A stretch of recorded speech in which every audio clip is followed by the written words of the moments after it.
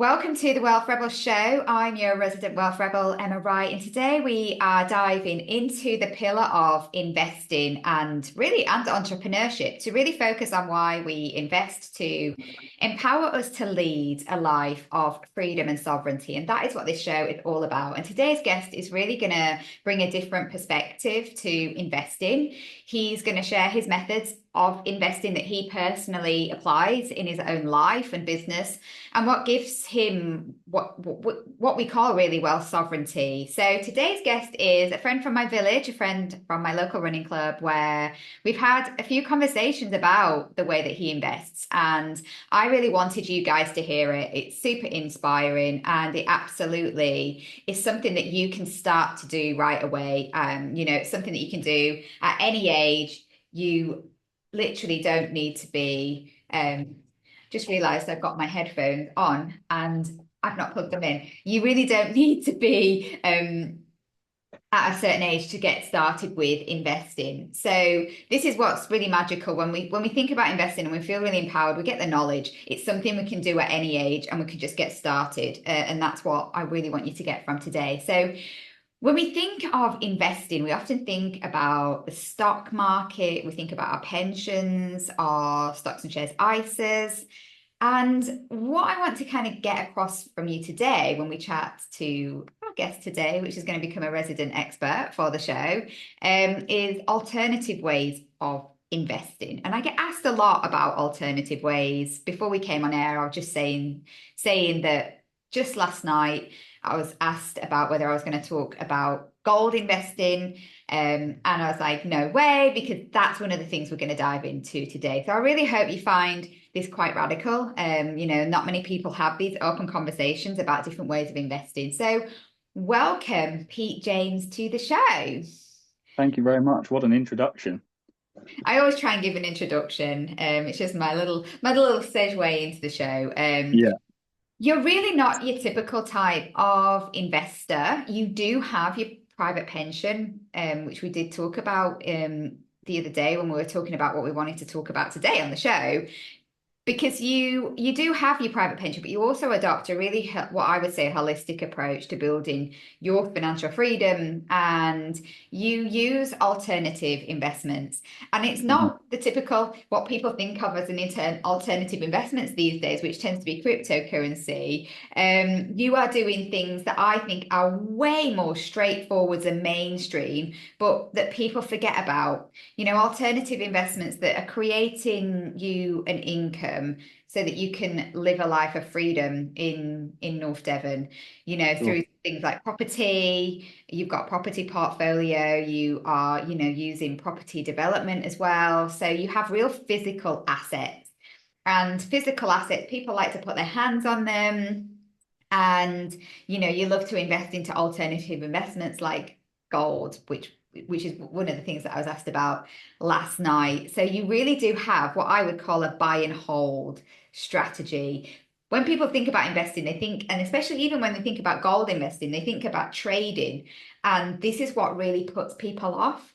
This is not what Yeah. we're doing. So what's great is that we really can empower people to get started at any age with small amounts of money, because a lot of this is leverage, or just, if you have some money, you can go and do these strategies. Even if you've got £100, you can go and buy a bar of gold, right? So Yeah. welcome to the podcast. I can't wait to dive into kind of your strategy, and one of the things that kind of lit our conversations up when we were running through the countryside of North Devon. Yeah. Well, one of the things that you just mentioned there was the that people often go for new stuff and exciting things like I know we've talked about NFTs before and crypto and things like that, but the old ways I find are the best because they've stood the test of time. Property and precious metals. There are things that you can't you're never going to be able to replace the amount of land in the country. So you can't say that a property will ever in the long term be worth less. It happens sometimes. Obviously, there are market crashes just like any industry, but in terms of the amount of land that we need, a property investment is always, in my opinion, always quite a good way to go. And obviously, if any finite resource that you can think of is probably going to go up in the long term, you'll have dips up and down, of course you will, but these things are the best strategies because they have been going for, as long as you can think of. So that's why I sort of like sticking to the older ways. Oh, I guess that, 100%. gold makes so much sense because it's such a finite resource and because it stood the test of time, really. And it actually, over the last few years, when we've looked at traditional investing, when you look at a fund, typically uses things like bonds. Bonds are when you lend money to a company Mhm. versus owning the shares in a company. People hedge the stock market with the bond market. And actually, what we've seen, because interest rates have been going up, the bond market is inversely correlated with interest rates, so the bond market has gone down. And actually, I talk all the time about the fact that if you want to hedge your stock market exposure, you need to hedge it with real alternative assets. Yeah, From my perspective, bonds have always been a bit of I'm not sure about bonds. Bonds are risky. Bonds carry risk, right? They go up and Mm. down in value, just like the stock market. Whereas gold is a genuine hedge for yeah, the stock market because when people are nervous, they will go and buy gold. And people more and more, like what you do, which is something I can't wait for you to talk a little bit about, is people go and buy gold. And then that is actually a currency that no matter where you are in the world, gold has value. yeah. Yeah, absolutely. The best thing about investing in gold through someone like the Royal Mint, for example, is that it's also tax free. I know we want to get onto tax later, but Yeah. if you invest in bullion coins, especially gold bullion coins, there's no VAT when you buy them, so you're not paying an extra 20% on top of that. And anything that's classed as an investment grade precious metal like gold is, and you buy it as a bullion. If you buy bullion coins, there's no VAT when you buy it, and there's no capital gains tax when you sell it for a profit. So it's essentially a tax-free investment from start to finish. It's amazing to know this because I love tax and I spend so much time thinking about complicated ways to mitigate tax. Yeah, This is just so simple, right? yeah. Explain what you mean by the Royal Mint and gold bullion. What is the technical, like, how do you go and do this sort of transaction? Talk me through it. So someone could go and, if they felt like they want to go and buy some gold bullion coins, as their investment strategy, what do they do? So if you wanted to get into it, the best way to start is to go to the Royal Mint because they're the institution that decides these things. You know that they're British, so you can get hold of them. You can sell things back to them. It's not the same as if you say wanted to buy some gold or some silver bullion and you bought from say a Swiss assayer or something like that. Then you've got issues around legitimizing the commodity and making sure that you've got the correct certificates for it. When you buy something from the Royal Mint, then obviously, I'm not sponsored by them or anything. I'm not going to like big them up too much, but they're still a business, and they'll charge a purchase premium on their especially their collectible items. But basically, you can sell your gold and silver investments back to them. And they have a no questions asked policy. So whenever you want to sell something back to them, you can. And obviously, anything that you sell back to them, however long you've had it for, any profit you make is all capital gains tax free. So they are a really good place to start. It's nice to get into other things. There's a lot of Australian companies that sell really nice, like collectible things that you can also sell at a collectible premium. So they'll sell ingots and things like that from Tasmania, Australia, Western Australia, especially. Um, and those are really nice companies and they're really like nice things to own. But obviously, you don't really want to own too many as an artifact that you enjoy. Is this you might as well go and buy a Rolex. You want to, if you're investing for, long-term profit and long-term gain, then you want to try and avoid things like that. And the Royal Mint do sell collectible things. You've seen commemorative coins that they sell on the TV and things, but they also sell standardized currency. And as long as you're buying coins, it counts as a currency. So these bullion coins have a face value on them. So there might be a gold coin that you buy from them for, I don't know, I think the current 10th ounce price is £190 something. So a 10th ounce gold coin will have a monetary value printed on it that will say £10 or something. So if you wanted to use it as tender, then it would be worth £10. Obviously, the gold itself is worth 200 something pounds, but because it has a currency as legal tender, it has a value as legal tender. That's what makes it tax free. So that's the important thing to remember. If you're trying to invest in tax free, you can buy bullion bars if you want to, but obviously they would be subject to capital gains tax when they're sold. Oh, that's interesting. That's so interesting. So the bullion bars are actually taxable, whereas the coins are not. And where do you put the coins? Like literally, so I just love to know like the way that my brain works. I like to know the detail, and I think that's one of the things that people always ask me is what's the detail? If I was to do this, is this something that you have? Do we have to have a safe? Do you keep it at home? Do they You have store it for options, yeah. you? Yeah, you can keep them at home. People I know will keep them in a safe at home and insure them at home, either under their home insurance or separately. And you can insure the value of the gold that you hold based on the purchase price. So obviously, if the insurance had to pay that back, then you might not get what it was worth, when you bought it 10 years ago. But you can do it that way. The Royal Mint also offers spots in their vaults, so you can pay them I think they charge it quarterly. They'll charge you a quarterly premium to keep things in their vault, so you can buy gold off them that's actually a material asset as opposed to buying gold on the stock market. Um, Mm. you will be able to buy a physical asset from them, but it never actually gets sent to you, so they will keep it for you.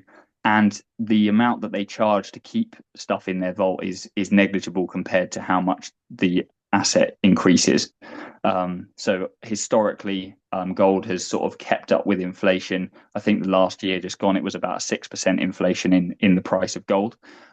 If you were keeping, obviously dependent on how much you're keeping with them. If you're keeping a bullion bar with them, it might cost you, I don't know, 0.5% each year to store it with them. So if you do have a place to keep it in your house, the insurance can be quite cheap, especially if you add it onto your home insurance. I would say try and get it, try and keep it yourself because obviously that's another saving you're making. If you can't, or you're not comfortable with it, or you're worried about something happening to it, then you can always keep it with them. It's knowing your options. Like we don't know for sure that gold is going to keep going up because, Absolutely. Yeah. it is volatile. It is a volatile asset, and this is the thing. This is what I often talk about. This is why we have different assets in our portfolio, right? If you've Yeah. got spare £100, you might think, right, well, I'm putting money already into my pension. That's invested in the stock market, or it could be invested into gold. Actually, you can buy a gold fund, like an exchange traded fund, an ETF that tracks the gold market, or a fund manager that invests in gold. There's different ways that you can access these markets, but this is Mhm. just a different way. It's a physical way, and it gives you the options again of doing things differently. Because obviously, when you put money into a pension or an ISA, there's no Yeah. tax on the way out, and there can be tax benefits for going in. So these are the things that we can always consider why we're investing. I created a course, Pete, I've not told you about this. I created an investment course that became published in a book for the Iconic Wealth for Women book a few years ago, and it's the 6 steps to invest. And the first step is your intention. And if your intention is you want to save money on income tax, right? Because you're Yeah. paying a huge amount of income tax, then putting money into a tax wrapper like pensions, especially in the UK, can be really, really good because your money grows immediately if you put it into a private pension, or if it's coming from your company, you don't pay any tax on it at that rate. If Yeah. money is coming into your personal bank account and then you're going and buying gold, yes, there's no gains from then on, but you may want to consider accessing the gold market through a fund, through a pension. So I often think that this is money that's sat in your savings that you've kind of already paid tax on, and you don't Yeah. want to have any more tax on it. And maybe you've already got, and this is interesting actually, because you talked about over time gold goes up in value. Day to day, it's probably quite volatile, and we Yeah. just don't see the volatility. Just like when we put money into a property, it is volatile day to day. The property market can be. We just don't see it because we are buying holding it for a long period of time. So when you've got your money in your bank account and it's not earning you anything, then we might think, okay, with the spare £100 that I'm going to save or £50, maybe I'll buy some gold with it because that's a great hedge and a great strategy. But we Yeah. have our savings. And I think that's really important. I always think an emergency fund, because what you don't want to do is be a forced seller of your gold coin when the market has tanked, Yeah. right? Exactly. Yeah. The alternative, the positive side of it is that if you do actually have the material asset in your hand, then you can sell it very quickly. So if you see the price dropping, you can sell it quickly and essentially short yourself. I know some people did this with property in 2008 when they saw what a couple of very clever people saw coming, which was the US housing market was crashing before 2008. And a few people actually managed to short themselves. So they sold their house, and then after the crash, they bought back a similar house, or some of them even managed to buy back their own house at a fraction of what they'd sold it for. So you can sort of do that if you see it happening. If you own the actual gold, then you can buy back your own things and you can get rid of it quickly. If you had something, say with the Royal Mint, you might not be able to sell it that quickly. If you wanted to sell it immediately, then obviously having it with you is the best way to do it. It's And that interesting goes with doing it anything, that way right? because it's quite a bold move to sell your house, right? When the Yeah, yeah, markets are falling. But with gold, you can trade, right? You yeah, can take, because, if you've got £100 of gold and you think, right, okay. And if you're tracking this and you think, right, the market's going to tank and you are quite at the high of the market, yeah, then you, if you get in there, it is easy to trade. That's really good to know because, but I mean, yeah. Someone equally, someone that's comfortable doing that is, someone comfortable shorting their house is it's pretty harder to pretty do that rich. with Yeah, property because obviously, it can take 3 to 6 months to sell a property. Whereas exactly. this is Yeah, the beautiful thing. This is why having something like an alternative asset like gold in your portfolio is a really great thing to hmm, have because it gives you that ability to go, right, I'm going to sell this back to the Royal Mint, who will take it at the spot price of gold, yeah, yeah, £190. You're not going to use it for the tender value. That wouldn't make sense. yeah, But it is a currency. And this is what a lot of people think about as well, is the fact that what if the world went to SH1T, right? You mm, have a physical currency that you can trade yeah, at face value. If something did happen in the world that is internationally recognized as yeah, well, because it's gold. Um, behavioral finance will tell you mostly that people try to sell at the bottom of the market. yeah, So often it's not a good strategy to sell when the market's crashing. It's usually a good strategy to start buying more. yeah, exactly. As a Yeah, trader, that I would probably go, oh, that's an interesting. But again, that's the trading mindset. yeah, Is that you have to have confidence that you are still at the top of the market and you can buy it back when it hits the bottom of the market. yeah, Whereas, a lot of the time, a lot of people will be buying and holding this. You could be using savings, £100 here and there, and buying some gold and holding on to it. And you know that if you do it your way with gold bullions, using someone like the Royal Mint, then you've got no VAT and no CGT. And this is for UK investors, right? But yeah. I'm sure there are versions of this around the world if people, are listening to this internationally. So if you were going to buy, you know, gold now, what's your feelings in terms of the gold market at the moment? At the moment, I feel like it's, there's always an issue with around the market itself. But again, it's not really traded in the same way that positions um, on the market are in relation to real life. So the thing that I say about thing I always say about currency and property is that these things, the value of these things isn't determined by popularity or hearsay and things like that. So when you have someone talking about something that's very exciting, for example, a piece of artwork, which is popular because some experts have said that they really like it, so suddenly its value goes up. Everybody hates the property market, and still the value goes up because it's not dependent on people liking it for its value to increase. The same happens with currency and gold. So the value of our currency is determined by people just going about their everyday life. So I feel like that's what's important in any investment, is to look at how, not how recession proof it is, but how bad press proof it is, I guess. Well, our You could, currency is sterling. I always like to think about, if we were to think about the currency of the UK, the currency has tanked because of what Liz Truss did a few years ago. yeah, Gosh, time flies, doesn't it? So, and this is what's different about, I guess, about using like a precious metal or something that's internationally recognized. Property. Property is influenced by a lot of these things are influenced by so many different things. Every asset has its risk. Every yeah, asset has its influence. Like I say, when the stock market's going really well, people tend to take money out of gold and put it into the stock market. yeah, So we do tend to see pits and falls in things like, safe havens, because it's classed as a safe haven as gold. Due to absolutely, that, yeah, compared to currency, which I see as, when we're thinking of currency, I think of US dollar, even cryptocurrency now, which is hugely volatile and the volatility comes from the fact that it's unregulated, yeah, and we don't necessarily know how to trade it always. So, you know, um, no one would have ever have thought that the pound would be affected the way it has. yeah, The UK has always been classed as a safe haven, and yeah, that's really impacted the property market because investment is not now coming over. yeah, I remember thinking about, Shell.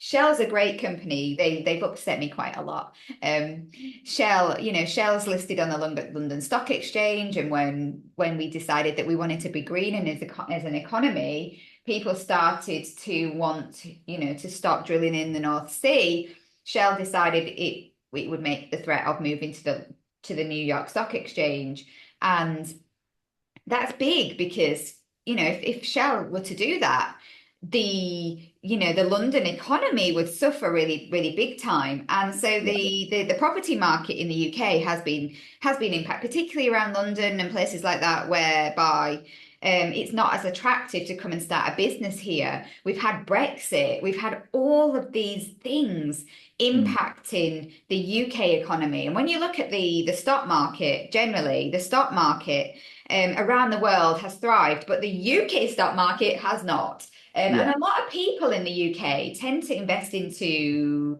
UK.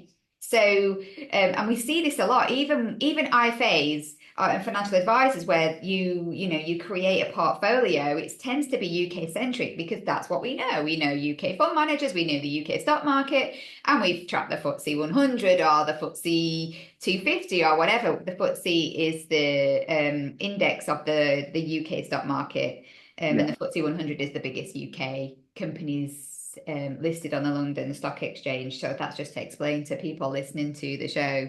And so, if we are based in the UK, we need to think more holistically. We need to think more internationally when it comes to investing. And we need to maybe think outside of the box. And that's why I do find things like gold really interesting because, it is different and it gives you that broader perspective. You also invest into property, right? yeah, You're a big property investor, and in the UK as well, right? So you have your own property that yeah. you rent out, and it's part of your growing portfolio. But then you also do property development. Tell me what appeals to you when it comes to physical property investing. I think because it's so historically safe, there have obviously been times where it hasn't worked out for people. But in terms of the last 100 years, there's only been maybe two or three like big major property crashes, and they recover relatively quickly. The good thing about at the moment, I think the good thing about being in the rental market is that the Conservatives changed a lot of the rules. They got rid of the taxable deductions on your mortgage interest. So you can't charge your mortgage interest as a taxable deduction anymore, which is obviously annoying for people that want to make lots and lots of money, because it now means that you might only be making profit on half of the amount that your tenants are paying you, but you're paying tax on the whole lot essentially. That's turning a lot of people off the market. But like you just said, I'm seeing it as a positive in that if there are more landlords leaving the market, that just means that there are more houses for sale and more people that will be needing to rent. So I'm seeing it as I'm never going to need to look that hard for a tenant ever again, because the more landlords that leave the market, people say it doesn't matter if a landlord leaves the market. Most people still can't afford a house, right? So you've got all these people that still have to be renting, and so many fewer rental properties on the market that it just means that the supply is undertaken by this huge demand for rental property. So it's not a thing that I'm seeing as a bad thing at the moment. There are lots of things. It's easier for me because I'm self-employed around tax and stuff that I get a few more allowances when it comes to avoiding tax. But the taxes are getting tighter. You still pay 18% capital gains tax when you sell a property.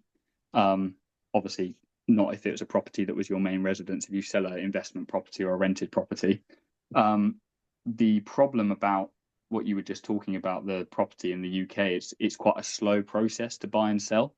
So that's what I think turns a lot of people off first person property development. So a lot of builders will be in the market to buy a house, develop it over the course of 6 months, sometimes even less than that. But when they're finished and they're doing viewings trying to sell it, even when they find a buyer, that process can take 3-4 months with searches and surveys and things like that. So I'd say that property is obviously very long term, and it's very important to look at it in the long term. And Labour have just released a white paper called Fairer Private Rented Sector, and they're talking about no fault evictions being scrapped, fixed term contracts being scrapped, increases in rent only happening once a year. Again, they're not a problem for me. They're only a problem for people that are greedy, right? It's only a problem for landlords that are really greedy and saying, hang on a minute, I'm not making anywhere near as much as I used to. You're still making a huge amount of money, but because they're not making as much as they used to, they see it as a bad investment. But property is still a very, very lucrative investment and a very good way to get passive income as well.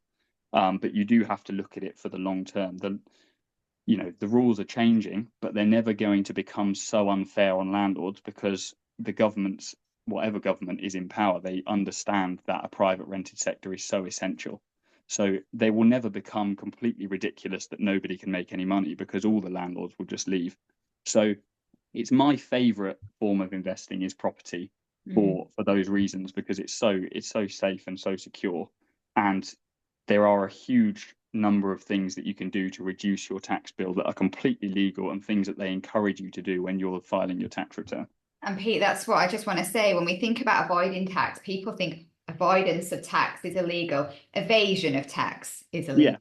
Tax exactly. evasion is Evasion is illegal. Tax illegal. avoidance is completely and utterly legal, because what you're doing is you're avoiding paying tax through legal ways of structuring things. I just want Yeah, to touch on the tax because the 18% CGT, 28% for higher rate, right? Because it's a yeah, 10% premium yeah. on whatever tax rate you pay. So, and this is the thing with property, your CGT can't be broken down over different tax years. And so if you Mhm. have a gain of £200,000, you're going to Yeah, mostly pay higher rate capital gains on your second property or your rental, and it will be at 10% premium. So it is a premium property. CGTs at a premium compared to the stock market, and you can't put residential property into your yeah. pension because it's Mm. not that sort of asset. You can put commercial property into your pension, so it is a Yeah, different thing to think about. And I think what we're seeing is I'm seeing this a lot because a lot of my clients are selling their rentals. A lot of people had them, a lot of people have had rentals where they were over leveraged. Um, yeah, what do I mean by over leveraged? For people listening to the show, it's when your mortgage is too really is higher. You bought an asset. When we buy an asset with leverage, it means that we only maybe put 10,000 in, we borrow 90 to get £100,000 asset. So we own a big asset, we only put a small amount in, that's leverage. Mm. And when you're over leveraged, it's when you maybe took on a higher amount of debt in order to purchase it. And yes, you're making all of it, you were making all of this money to fund your life. And if that it was that life was paying your life, right? And it's been chipped away at because all of a sudden you're not able to offset your mortgage payments, so you're making less profit there. And then interest rates have gone up, so mortgages have gone up a lot, interest rates have gone up, so the cost of borrowing has gone up, where sometimes for some of these people they can't physically Yeah. it. But for people like that aren't coming into this, it is an opportunity because you can take a fresh pair of eyes and you can go, right, okay, I have £50,000 or £100,000 that I want to go and do a buy to let for. Buy to Mhm. lets are viewed differently than residential mortgages. So they're looked at in a different basis, and you would have to look at your affordability, not your affordability, but the actual viability of the investment under the current tax, under the current profit, and whether it would work. Because yes, you're probably going to get a tenant because Yeah. there is a significant shortage in this house of affordable houses, of houses at all, and the finding the tenant isn't necessarily the problem. And I agree the Labour paper is trying to make it fairer for tenants because it's a Yeah. really bad market out there for people that are wanting rentals, because rentals are being taken away, maybe because people suddenly can't afford to pay for that asset anymore. Yeah. Not necessarily because they're greedy, but because it's just not a viable investment for them. But then if you are a person in the rental market, the Labour paper should really support you. For some people that are selling properties because they don't want to give tenants options and things like that, yes, they are being greedy. Yeah. I think it's really important just to stress these different nuances because people need to see that there are pros and cons, like with gold, like with the stock market, whether you do it through a pension or not, that there are pros and cons for all of it. And this is why we have these conversations. We are not here to give any advice. We're here to have a really great conversation and learn over time and think about what is happening right now. I completely agree with you, Pete, that if I was going to do something, I talk a little bit about my own personal journey at the minute. I'm selling my marital home, and I'm an entrepreneur, a single mummy, and I probably can't get a residential mortgage right now, Yeah. whilst I'm building up my business. So I Mm. probably would do a buy to let, Yeah. because I can't be asked with the conversion. And I also, know how hard it is to flip something. You have to manage you have to manage the thing, which you obviously know you do things like that as well, which is you're a great person to know, I think. But fundamentally, I probably would do a buy to let. Because it's a good investment and I'd have a decent chunk of money to go in. I think when you have a decent chunk of money to go into something right now, it means that the mortgage is going to be less of an impact, and then you would be able to rent it out because there is a shortage of rentals, and Yeah. probably get quite a decent rental income from it. Um, you know, and that's all the things that you would want to look at before you went and started to even search for a property. You'd say, what Yeah. type of property do I want? What mortgage would I need? What's the value? What can I put into it? A buy to Yeah. let, usually you need at least 25% deposit. But what would then be the mortgage rates? You can just go and get a mortgage rate online to work out how much it would cost you. Yeah. You need to think about the ongoing maintenance because you're a landlord and you have to keep it. Would you want to outsource some of these costs? So just do your homework and create a little mini cash flow forecast for it. Yeah. These things are really great ways for you to think about it, get the strategy of what type of property you would want to be. Like, for example, and this comes up a lot, yes, okay, it'd be great to go and do something maybe up north because maybe property up north might be cheaper than London, or even in North Devon. Properties in North Devon are significantly cheaper in places, not always in Croyd or Braunton, but Yeah. there's parts of North Devon that is really good value. If you don't live there, you know, you got to manage it or you got to pay someone to manage it and it can become a Yeah, hassle. So always think about all of these things and do your homework. You know, a property is a bigger commitment because you can't easily get your hands on the money because yeah, it's tied up. And that's why I think it's great to have different assets in your portfolio, like property, like some yeah, gold in your bullions or in your, you know, yeah, in your in your safe, and then you have your pension, you know, the normal investment that you're doing, that you know mm, that your company's probably paying in if you're employed. You know, it's a no-brainer to do these yeah. things, and then you've got your savings there. There is something a lot that you just touched on there, that a lot of people have a deposit, but because they might be self-employed or because they've um, started a family or something, they can't get a residential mortgage from anybody. No, And then they go to the buy to let sector, and a mortgage broker will be able to, if you've got that 25% deposit, or sometimes even less, some of them are offering 15, 20% deposit. They they value your credibility based on the potential rental income from the house. So when yeah, I got my first house in South Wales, I was only a few years into being self-employed, and I didn't have enough on my tax returns to show that I could pay that mortgage myself, but I did have the deposit together. So they said you can have this because the rental potential on that house in that area, and it's a 3 bedroom and blah blah blah, that value was worth the bank's risk. So they said, we'll give you this mortgage because the rental yield is going to be double what you're going to be paying us on the mortgage. So they're essentially taking the risk on the tenant and not on you as an individual, as opposed to a 100%. residential It's mortgage, which is, totally analyzed yeah, differently, and a lot of people don't realize that. yeah, But then you can't live in it.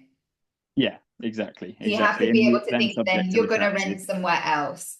Yeah, You have then a three-bedroom house that is your asset that maybe one day becomes your home because then you can get a mortgage, a normal residential mortgage on it. yeah, So I always think about these strategies as always think outside the box and think about the different ways that you can do it.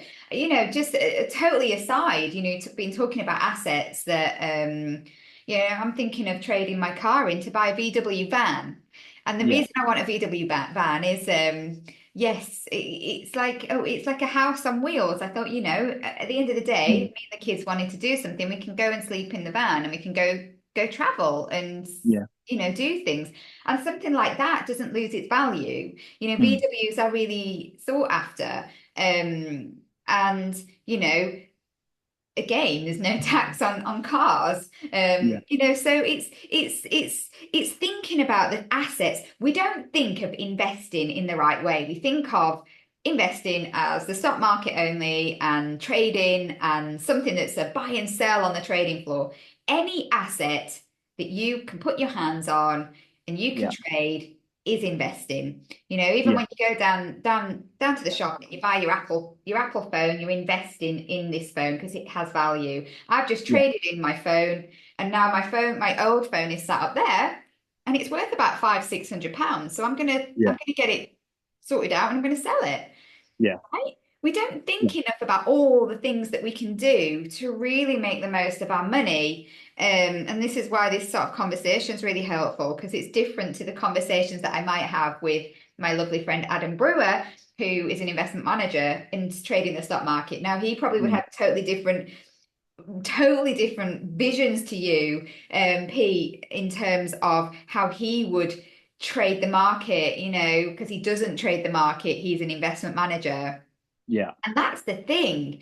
Your mindset is so different to someone like that because you are in it in a different way. You know, you've been brought up differently. You just have a different experience with these things. And that's a really great thing. And you're also not afraid to take risk. That's clear because mm. all of these things are a risk and you're not afraid to take risk. And I think when you're a true entrepreneur, it's in you to take risk a little bit, right? Yeah, well, it's also about it's about you have to be comfortable with the risk, but something that I always think about is if the bank is offering you, say, 1% on your savings, 1.5%, but then you ask to borrow money from them and they're suddenly saying, oh, if you want to borrow money from us, then we're going to charge you 3, 4%. You're thinking, well, I know what you're doing then. Obviously, a bank is a business, right? They're not a charity. so they're not going to give you free money. But if But you can Pete, this then is the switch thing. your They don't. People don't think like that. I remember doing 6 steps to invest and explaining here's a bank, right, in Mm, the middle, here's investing over here, and here is you. You're putting money in a bank, and they're using that money then to go and buy assets because they're trading, yeah, right? So yeah, if they're paying you 4%, but you have a property over here that's worth more and could generate a higher level of income, yeah, you wouldn't, because the bank as well is you're protected heavily with the financial services compensation scheme. yeah, sure, You can get your money from the bank at any time, whereas the yeah, bank can't always get their money on assets. yeah, Like you say, at the end of the day, they are there to make money, but people do not realize that. People, because we've had for such a long time before the financial crisis, we had prolonged really high interest rates. Now, I don't know if you this is showing my age a bit here, right? So I was on the trading floor in 2008. That's when I was on the trading floor, and I remember when RBS got bought out because the whole yeah, market tanked, and interest rates before that were really high, and they were coming down a little bit, but there was times when interest rates have been 15%, right? yeah, So in the past, people are used to cash being a cat, king. Cash is yeah, king. Um, and so it's realizing that actually no asset is king yeah, in a sense. There's all assets have their merits, and yeah, what you've created within your own life is you've got your properties, you have got your pensions, which are away and you can't access them for a while. yeah, So you're putting money into that. You've got your property development business, which is your entrepreneurship, and you've got yeah, some gold. And then I'm sure, like as time moves on, you might be thinking, well, what else can I do? What other things can I invest in? Because it's constantly thinking about different sources of income. Because, yeah, your tenant could decide to go void or not move out and not pay you, but then yeah. you told me you have insurance for that, right? Yeah, So you insure yourself for you unpaid insure rent yourself. and things like that. Yeah. And then again, Um, that's another asset that you have. That's why the insurance market exists to give yeah. you different levels of protection so that you have this holistic approach to your finances, right? So, And that's the property side is obviously there's a um maybe that like you just said, maybe it isn't obvious, but property has a high risk because you're very exposed. So you might have £200,000 on a buy-to-let mortgage. So your exposure is high. If you're not through a limited company, then you are exposed for that money if something goes wrong. Um, on the other hand, if you're investing in development projects, for example, and you're essentially money lending, you're in that lovely position that the bank is in, that you're lending your money out at an interest rate. It's still at risk, but your money is secured against the property that they're owning. So a lot of interim companies will set up these money lending situations for investors, and they will secure the loan against the value of the land that's being built on. So people can't borrow that money until they actually own the land and have the planning permission. And they mm, might do that at say a 60 or 65% loan to value. So when that if that borrower decides that they can't pay or they don't want to pay their interest rate anymore, then the investors get to sell their land and recoup their money that they invested. You don't get the double payment is what I call it, because when you have a property, you are getting paid a monthly rate, and then when you sell the property, you make the money again. yeah. Essentially, if the house has gone up in value, you get paid twice, so you get a double payment. With an investment like that, you would only ever get your investment back that you originally put in, but your risk is lower. So it's about whether you know, how comfortable you are with the exposure, um, where how comfortable you are with spreading your money around, or if you want it in one place. Mm. Some people don't have the luxury of being able to diversify the same way that wealthier people do. So it's not always easy to diversify exactly in that way, but you have to become comfortable with your level of risk. And before you do anything, you need to try and decide what sort of risk level you're comfortable with, if that makes sense. What's the minimum investment for gold, bullions, coins that they're all mint? What's the minimum investment? I mean, the smallest I think they sell is a tenth of an ounce of gold as a gold coin. They might do smaller amounts than that in other So collectible how much would items, but that be roughly? How much would you need cash wise? I think they're about £200 now. Yeah, Another that's option the is that thing. silver is a lot cheaper. So if you want to Again, so then start you've got small, silver. So this is why I wanted to just touch on Pete. It's getting started. yeah, The wealthy get wealthy because they own physical assets that can go up in value over yeah, time. Most assets that you have can give you an income and yeah, a capital gain or both. yeah, And usually it's either an income, cash, property is an income and capital gain. Shares is dividends and capital gain. Bonds yeah, is, the bond value changes with a bond, but usually you're going for the fixed income with yeah, bonds, but you can have a capital gain because bonds trade, right? mm, And then with commodities, it's capital gain mm, because it doesn't even get charged as a capital gain in this instance, and yeah, because there's no sure, tax. But it's the you when we're talking about capital gain here, it's not necessarily the capital gains tax. We're talking about the way that you make money, yeah, and you can get started with as little as £200 with gold, right? You yeah. could start with some money, and that, to me, it's a choice. Like, people can spend £200 on clothes, right? Well, On this is the going thing. You could shopping. buy, like winter's coming, you could buy a jacket for £100, or you could buy 4 ounces of silver with £100. In a year's time, the jacket is going to be worth nothing.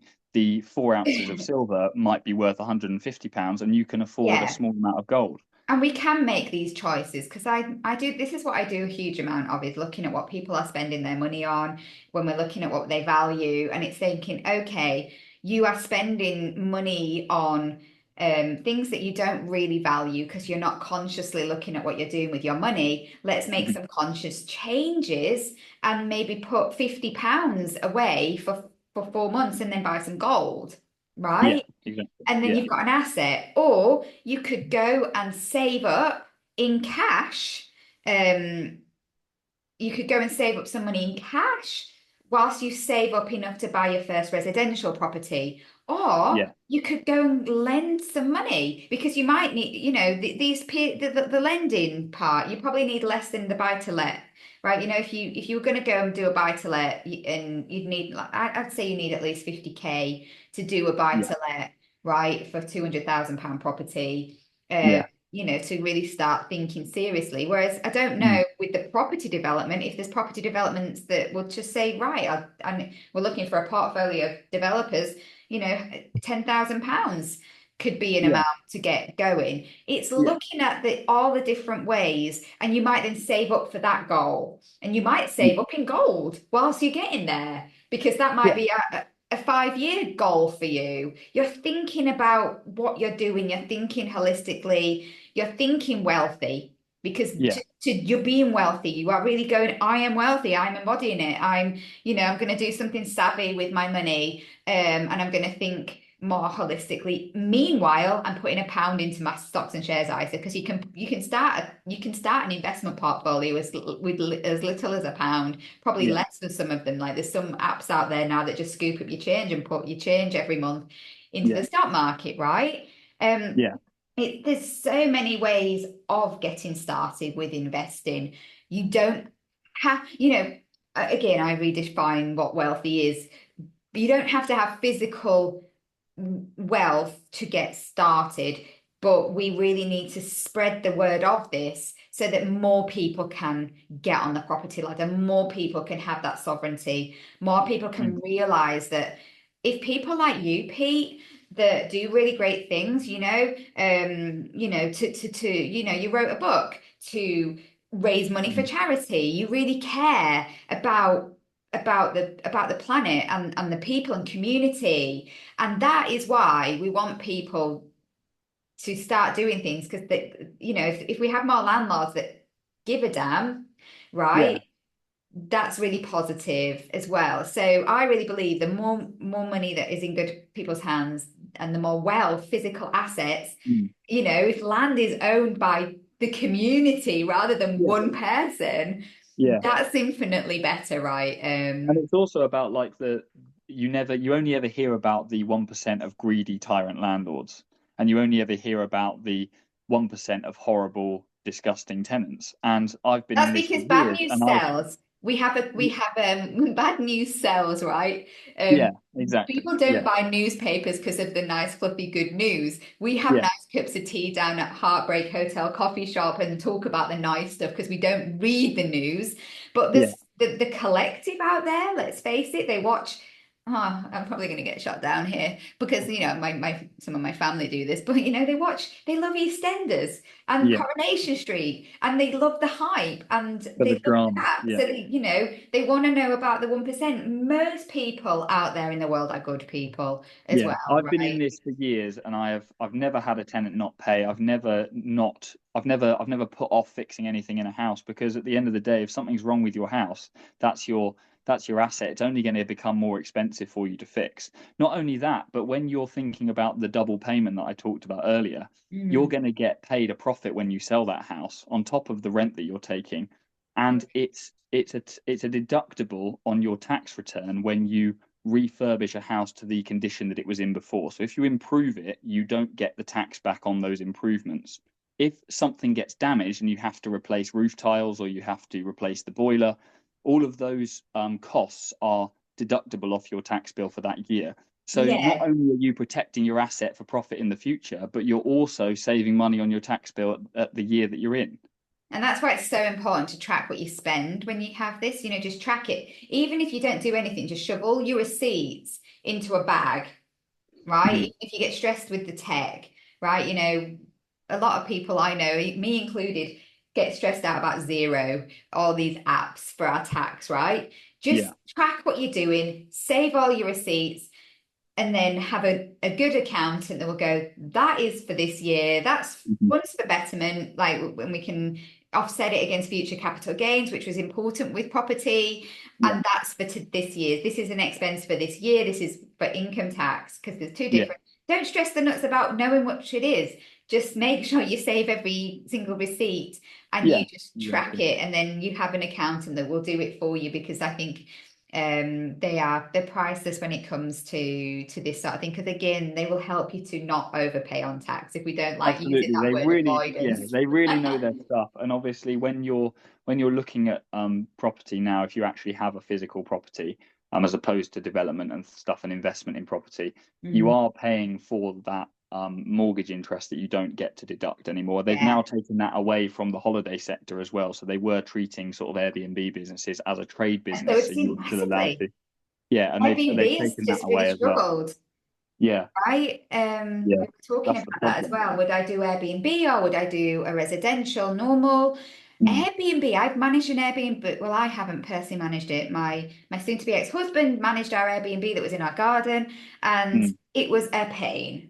yeah. Different people all the time. In you have to in the standards that you have to appease to for Airbnb. But again, it's another option. Oh, Pete, Mm, thank you so much for coming on and sharing your wisdom and creating such an amazing conversation, because I come from a different headspace because my headspace is different, and I'm always thinking about making sure we share both sides of the coin as well, because that's what derivatives trading is. I used to be a derivatives trader, which was all about risk mitigation, to be yeah, fair, and sure. hedging. So Pete is going to be the resident quarterly expert on this sort of thing. You'll come on and talk about what's going on with your experience and your expertise, what's really happening in the world with property and gold and all of these things. So you'll be coming back. If you want to talk directly with Pete, Pete will be coming into the investment circle. Once a quarter in the Star Portal, you can come into the Star Portal for 1 month free with Star 1 month code at the checkout, and then it's £8 a month after that. So it's super, super, super good value for you to learn and talk openly about investing in all types of assets. This is what it's for. So if you want to talk to Pete, come into the portal. Pete will be in there hanging out. Thank you so much for your time, my love. I really do Right. appreciate it. That's good. I enjoyed it. Thanks for having me. You are most welcome. Bye for now. See you soon.